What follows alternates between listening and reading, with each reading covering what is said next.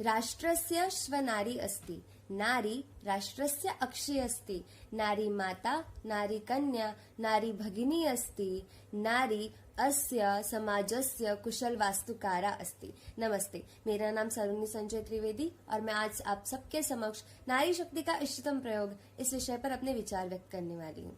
हम भारत की महिलाएं बहुत ही खुशनसीब है कि हमारा जन्म भारत जैसी पावन भूमि पर हुआ। क्यों? अगर उदाहरण दो हमारे पौराणिक इतिहास का, तो भारत के महिलाओं ने तो चुनौती दी है। ऋषियों को, विद्वानों को ही नहीं, स्वयं यमराज को, भीष्म पितामह को। सावित्री ने यमराज से कहा, मेरे पति के प्राण नहीं ले जा सकते। प्रश्नोत्तर किया, वार्तालाप किया। यमराज ने खुश होकर 100 पुत्रों का वरदान दे दिया।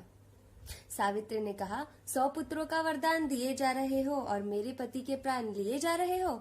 यमराज को आखिर हार माननी पड़ी और सत्यवान के प्राण लौटाने पड़े। चुनौती दी गार्गी ने ऋषि यज्ञवल्क्य को। कहा, राजा जनक के दरबार से 1000 गाय नहीं ले जा सकते, मुझे शास्त्रार्थ में पराजित करो तो मानू। शास्त्रार्थ हुआ गार्गी और यज्ञवल्क्य के बीच और उस शास्त्रार्थ से वेदों की ऋचाएं लिखी गई। चुनौती दी द्रौपदी ने भीष्म पितामह को और उस वक्त द्रौपदी ने जो प्रश्न पूछे थे वो आज भी संसद भवन में मौजूद है। संगम साहित्य में महिलाएं अकाउंटेंट, जज, प्रशासकीय स्थानिक अधिकारी जैसी जिम्मेदार नौकरियां करने लगी थी। मुगल समय में जोधा रानी चांद बीवी, ताराबाई, साथ ही साथ जीवाबो और समरो बेगम जैसी महिलाएं व्यापारी जो धन कमाने और उसका प्रबंधन करने की भी क्षमता रखती थी। अगर मुगलों की बात चल ही रही है तो अकबर कैसा था, पूछे रानी दुर्गावती से, जिनके पति और पुत्र दोनों के मृत्यु पश्चात अकबर ने कहा, मेरे हरम में आ जाओ। रानी ने कहा, मर जाऊंगी, मार दूंगी, लेकिन तेरे हरम में नहीं आऊंगी। पुत्र वेश, पुरुष वेश धारण किया, सेना का नेतृत्व किया और जब पता लगा, समझ आया कि दुश्मनों के हाथ लगने वाली हूं, तो खुद के ही हाथों से खुद के ही सीने में कटार घोंप दी। ये है भारत की नारी शक्ति। भारत में नारी शक्ति का इष्टतम प्रयोग तो सदियों से चलता आ रहा है। सावित्री ने किया महिलाओं को पढ़ाने के लिए, जिजाऊ ने किया शिवाजी को घड़ाने के लिए और काशीबाई कानिटकर, रमाबाई रानडे, इन्होंने अपनी शक्ति का पूरी तरीके से इष्टतम प्रयोग किया और इसी शक्ति को बरकरार रखने के लिए, पुनर्जीवित करने के लिए हमारे सरकार ने भी कई योजनाएं लाई, जैसे कि 22 करोड़ महिलाओं का जनधन तहत खाता खुलवाना, मुद्रा योजना के तहत सुलभ कर्ज दिलवाना, STEP जैसे कार्य करके महिलाओं की खूबियों को जानने में उनकी मदद करना, महिलाएं हज जैसे मंच को खुला करके उभरने वाली महिलाओं को उभरने में मदद करना।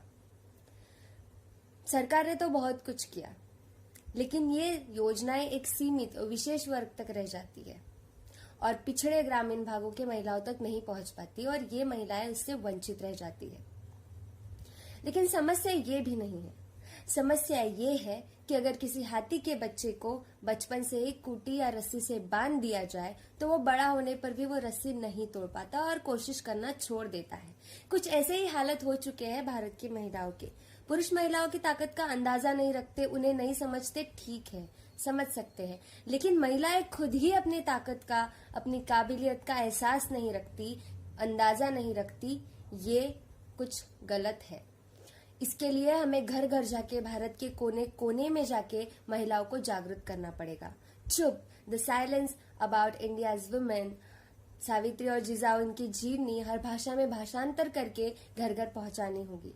तब शायद हमारी महिला पूरी तरीके से सशक्त होगी और फिर हम कर सकेंगे नारी शक्ति का इष्टतम प्रयोग।